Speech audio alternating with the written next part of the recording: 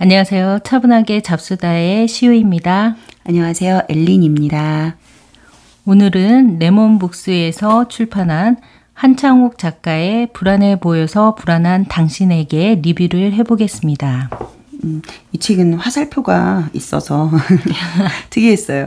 불안해 보여서 불안한 화살표 당신에게. 네. 자, 먼저 작가에 대한 소개를 하자면 한창욱 작가는 첫 작품으로 베스트셀러가 돼서 수많은 화제를 불러일으킨 나를 변화시키는 좋은 습관의 저자입니다. 중앙대학교 예술대학 문해창작과를 졸업하셨고요. 저서로는 품격 있는 대화, 마음을 슬쩍 스치는 기술, 나는 왜 사소한 것에 목숨을 거는가 등이 있습니다. 이 책을 간략하게 소개하자면요. 이 불안한 시대를 살아가는 이 청년들의 이야기를 옴니버스 형식으로 엮어가고 있는데요.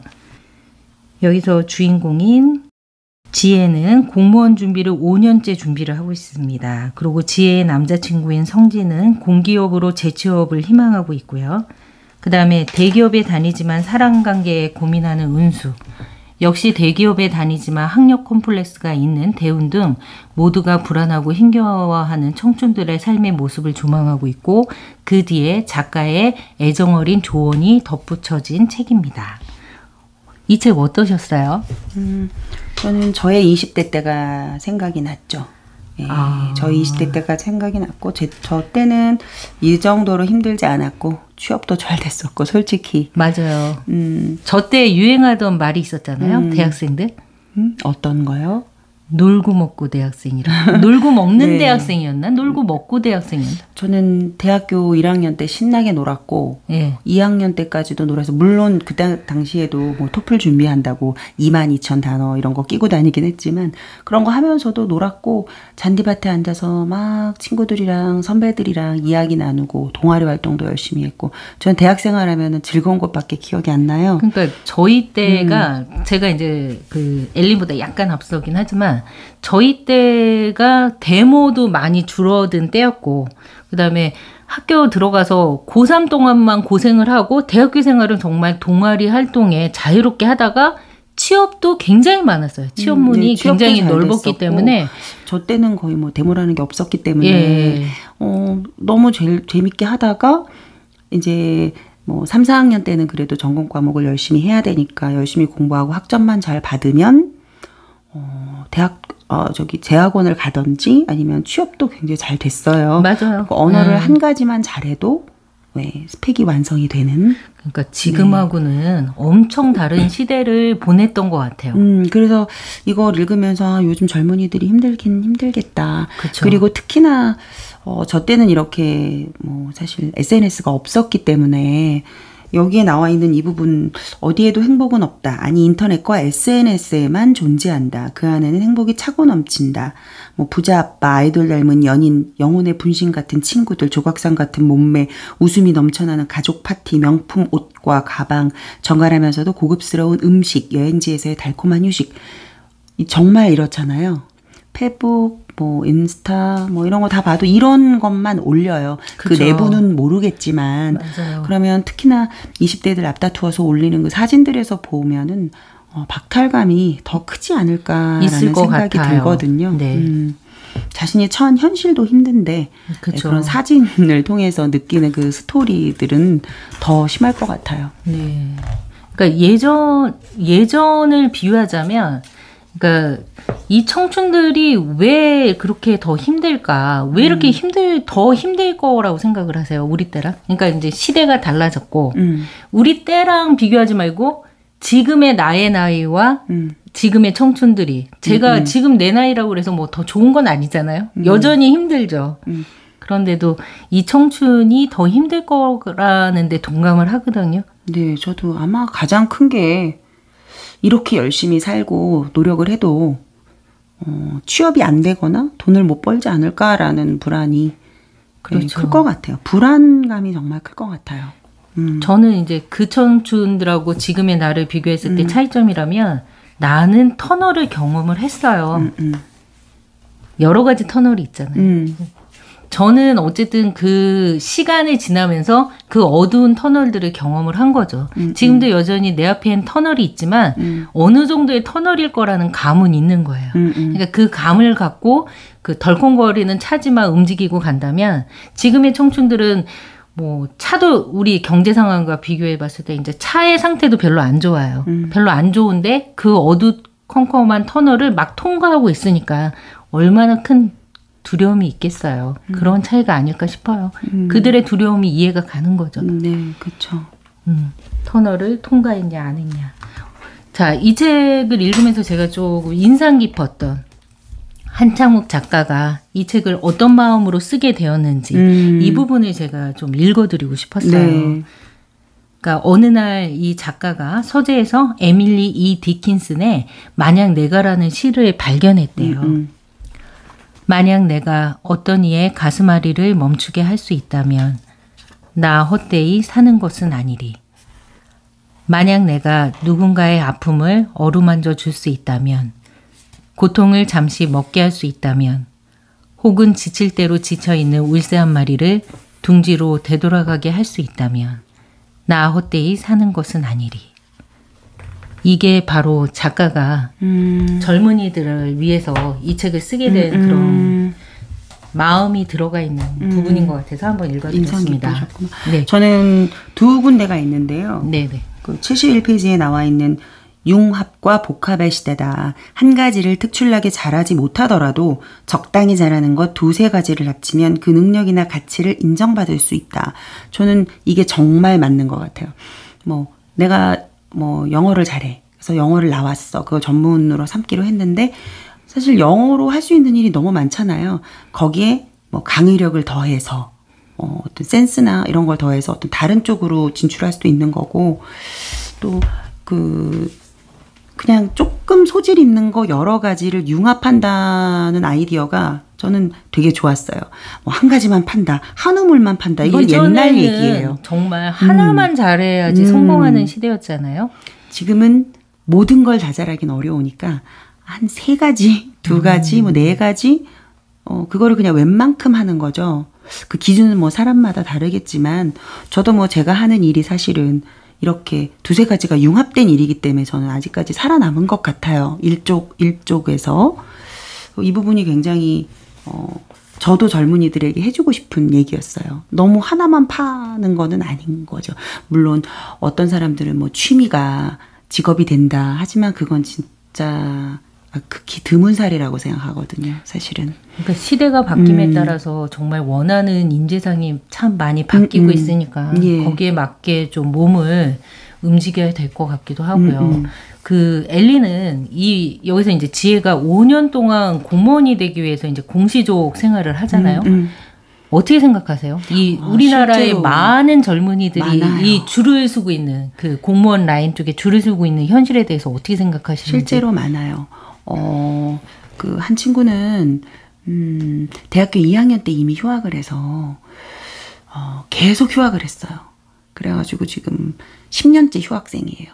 그러니까 학교에서 그걸 계속 받아주진 않잖아요. 그래서 중간에 그 등록금을 넣어놓고 또 휴학하고 또 휴학하고 또 한 반학기 다니다가 휴학하고 계속 공무원을 준비하는 거예요. 물론 올해 드디어 이제 국회 공무원이 되어서 하긴 했는데 학업을 이제는 할 필요가 없어진 거예요. 근데 저는 꼭 학업을 마치라고 했어요. 힘들게 들어갔어요. 고3 때도 얼마나 열심히 공부한 친구인데 지금 2학년 2학기까지밖에 안 한 상태에서 국회 공무원이 된 거거든요. 꼭 학업을 마치고 네가 더 하고 싶은 공부가 있을 수도 있는데 대학원에 가서 힘들더라도 야간으로라도 어떻게 다니던지 계절 학기 같은 거를 듣던지라도 해서 꼭 졸업을 하라고 했어요. 공무원이 그렇게 매달리는 이유를 저는 처음에 모르겠더라고요. 근데 딱 그거예요. 안정감. 그렇죠. 안정적인 직장. 아주 대단한 잘못을 저지르기 전까지는 잘린다는 개념이 없잖아요. 연금도 굉장히 매력적일 것 같아요. 네. 지금 네, 평균 노후를 연령이 위해서. 높아지면서 저희 고령화 사회 되는데 우리가 퇴직하고도 굉장히 많은 시간을 더 살잖아요. 그렇죠. 그거는 축복일 수도 있지만 어떻게 보면 또 재앙일 수도 있고 살아있는 사람이 그 돈이 없이 그 남은 시간을 산다는 게 연금 때문에도 그렇게 몰리는 게 아닌가 싶기는 해요. 맞아요. 근데 저는 그 공시족에 이렇게 머무는 그런 젊은이들 중에 정말 자기가 적성에 공무원이 맞거나 그쪽이 아니라면 정말 손을 잡고 다 끌고 나오고 싶네요. 너무 안타까워. 어떤 다른 몰두할 뭔가를 못 찾은 거죠, 사실은. 아, 자신이 네. 뭘 좋아하는지 몰라서? 네네. 아, 그럴 수도 있겠네요. 제가 이렇게 강의를 하다 보면 중학생, 고등학생들한테 물어보면요. 반에 90% 이상이 꿈이 없어요. 맞아요. 우리 옛날에는 막 대통령도 그렇고 뭐 굉장히 엉뚱하게 대담하게 꿈 얘기하는 친구들이 많았던 것 같은데. 그건 초등학교 한 1, 2학년 때까지가 진짜 뭐 대통령, 장관, 통역사, 외교관 뭐 좋다는 건 다 나와요. 과학자, 로봇 전문가 뭐 이래요. 그럼 중고등학교 가면 또 다른가? 전혀 다릅니다. 정말 꿈이 없고요. 지금은 코로나라서 더 해요. 되게 침대에 누워서 핸드폰을 그냥 온라인 스쿨을 지켜보는 그런 학생들이 정말 많고요. 꿈을 미리 진로를 정해서 나는 갈 것이다 하면서 그렇게 가는 친구들 몇 없어요. 아, 그러면 자기가 뭘 좋아하는지 몰라서 거기 줄에 서 있을 수 있다. 네, 그래서 그냥 공무원이나 할까? 내가 그냥 했던 게 공부니까 이런 친구들 많죠. 근데 저는 이제 이 상황을 이렇게 말씀드리고 싶은 게 연세대 100세 철학자 김영석 교수님이 계세요. 그러니까 올해는 한 101세 되셨을지 모르겠는데 그분이 하시는 분이 이제 항상 유망한 직종이 뭔지를 이렇게 물어보는 사람들이 많다는 거예요. 앞으로 유망한 직종. 그거 너무 쫓아가지 말라는 거죠. 저도 공감해요. 어느 분야든 네가 열심히 해서 그 상위에 들면 충분히 먹고 산다는 거예요. 앞으로도 뭐 어떤 많은 직업이 없어지겠지만 또 굉장히 많은 직업들이 살아남겠죠. 그 안에서 자기만 열심히 하면 남들보다 잘 살 수 있는데 자기의 적성을 무시한 채 그 줄에 설 필요는 없다는 게 맞아요. 제 생각입니다. 저 동감합니다. 그리고 이 부분도 꼭 얘기해주고 싶은 게 이거예요. 우리는 완벽한 결정을 추구하지만 그것은 이상일 뿐 그 어디에도 완벽한 결정이란 없다. 완벽한 결정은 대개는 결과에 의해서 판가름 난다. 완벽한 결정을 내리고 싶다면 내 결정이 최선임을 믿고 노력해서 최상의 결과로 만들어 나가는 수밖에 없다. 네. 저도 보통 제 결정을 후회를 거의 안 하는 편이에요. 그 결정을 하고 그냥 밀어붙이고 그래서 그거에 대한 성과를 나름 다 있다고 자화자찬하면서 끝내는 편인데 웬만하면 회한을 남기지 않으려고 하죠. 네, 좋은 성격이시네요. 저는 불과 오래지 않았어요. 이제 남 탓하며 살지 말자라고 마음을 먹었던. 네. 그러니까 내 자신이 못한 건데 몇 년 동안 맨날 남편 탓하고 이렇게 탓을 하면서 살았는데 어느 순간 너무 나한테 발전이 없다. 이건 안 되겠다 싶더라고요. 그래서 자기 스스로 한 결정에 책임을 지고 그것에 최선의 성과를 만들려고 하는 게 가장 좋은 거죠. 저는 이걸 읽으면서 이제 질문을 하고 싶었는데 20, 30대 젊은 사람들한테 엘리는 어떤 얘기를 할 수 있을까요? 저는 아마 이 책에 나와 있는 그게 맞을 거예요.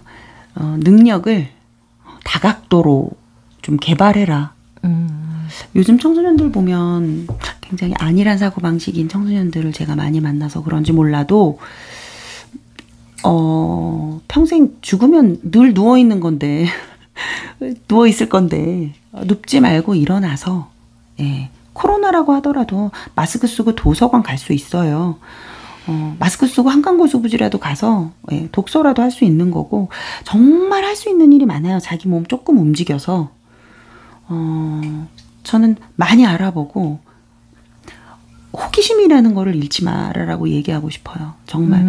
요즘 중학생도 그렇지만 얼마 전에 만난 중학생도 마찬가지지만 너 소원이 뭐야? 그랬더니 자기가 검색을 하다가 전자동 침대를 하나 발견을 했대요. 그 침대는 800만 원인가 1000만 원인가 하는 침대더라고요. 근데 누워서 모든 리모컨이 그 옆에 다 있어요. 이걸로 스마트폰처럼 다 할 수 있는 거예요. 그 안에 리모컨 하나 갖다가 다 제어를 할 수 있는 거예요. 그러니까 자기는 그냥 누워서 이렇게 살고 싶다는 거예요. 그 중2가 그런 말을 하더라고요. 자기 소원은 그거래. 그냥 딱히 뭐가 없어요. 먼데한 꿈을 꾸라는 게 아니잖아요. 그냥 이 세상 살아가는 거에 조금만 호기심을 더 가져라라고 얘기하고 싶거든요. 네, 호기심. 네, 저는 이 삶을 좀 더 재미있게 지탱할 수 있는 거는 호기심인 것 같아요. 사람에 대한 호기심?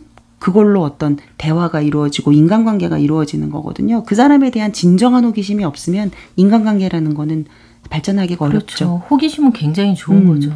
근데 이제 대다수가 너무 의욕이 떨어진 지금 그런 상태예요. 불안한 상태의 네. 젊은이들을 위해서 내가 해줄 수 있는 말은 저도 사실 그렇게 말할 수 있는 이렇게 잘난 척 할 수 있는 꼰대 입장이 아니라서 그렇게 대단한 말은 못 해줄 것 같고 그냥 저희 엄마가 말씀하신 것처럼 그냥 다 사람은 먹고 살게 돼 있어. 이렇게 편한 말을 해줄까요? 잘 모르겠어요. 정말 20, 30대한테 해줄 수 있는 말이 저는 떠오르지 않고 그냥 지금 드는 생각은 몸을 좀 움직여라. 그러니까 너무 그 생각에 파묻혀서 너무 고민하지 말고 뭐 운동을 하든지 사람을 만나든지 좀 몸을 움직이고 이렇게 그 공기를 이렇게 마시면서 뭔가 방안을 좀 찾는 그 정도 얘기. 그리고 또 한 가지 질문을 한다면 20, 30대로 돌아간 엘린에게는 어떤 말을 해주고 싶으세요? 20, 30대로 저는 그때 나름 굉장히 치열하게 살았어요. 되게 치열하게 살았고 저는 저희 아이들하고 다른 분들하고 얘기해 보면 전 조금 달랐던 게 목표가 확실했어요. 그래서 되고 싶은 것도 확실했고 하고 싶은 게 확실했었기 때문에 저는 엘리는 그대로 지금도 갔어요. 에너지가 넘치잖아요. 네, 하고 싶은 게 확실히 있기 때문에 드문 케이스야. 맞아요. 저희 아이들이 그런 얘기를 해요. 엄마는 되게 어떻게 그렇게 자기 적성을 빨리 알아서 그쪽으로만 매진을 했는지 그거 부럽다 복이죠. 이렇게 얘기를 그럼요. 해요. 저도 평생 제가 도대체 뭘 잘하는 게 있을까를 의문을 갖고 살던 사람인데 그렇게 빨리 자기가 잘하는 걸 발견해서 했다는 건 그건 되게 복이에요. 그리고 좋아하는 걸 업으로 삼았다는 거에 대해서 굉장히 만족하죠. 그렇죠. 그래서 그리고 어쩌면 제가 좀 덜 욕심쟁이라서 그럴 수도 있어요. 좀 더 레벨을 높여서 뭔가 네. 더 높은 거, 더 높은 자리에 올라야지 막 그렇게 하지 않고 지금 내가 하는 게 너무 좋다라고 생각하고 사는 거 안분지족의 삶. 제일 중요한 거 아니에요. 그리고 제가 봐도 어떤 특정하게 잘하는 부분이 있었잖아요. 그게 있었던 게 도움이 됐던 거죠. 근데 요즘 친구들은 그걸로 만족하지 않더라고요. 그러니까 그거에 하나 더요.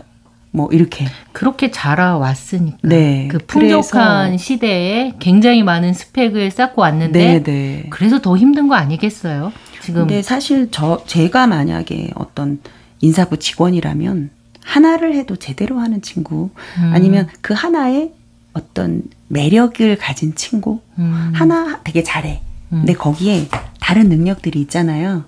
어떤 그런 다른 매력이 있는 친구를 뽑을 것 같아요. 그러니까 다 어정쩡하진 않고 네. 하나가 조금 네, 특출나고 네, 네. 나머지들이 네. 이렇게 붙어 있을 적당히 수 있는 붙어 있을 수 있는 그런 네. 친구. 그럼 엘린한테는 그럼 특별히 해줄 얘기는 없겠네요. 너 잘 할 거야.